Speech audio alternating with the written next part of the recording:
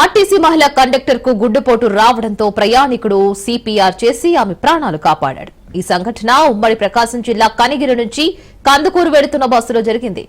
AVS Lakshmi ఆర్టీసీలో conductor గా విధులు నిర్వహిస్తోంది. అయితే విధి నిర్వహణలో ఉన్న సమయంలో ఆమె గుండెపోటుకు గురైంది. వెంటనే ఓ ప్రయాణికుడు మహిళా కండక్టర్ కు సిపిఆర్ చేసి ప్రాణాలు కాపాడాడు. అనంతరం ఆమెను మెరుగైన చికిత్స కోసం ఆసుపత్రికి తరలించారు.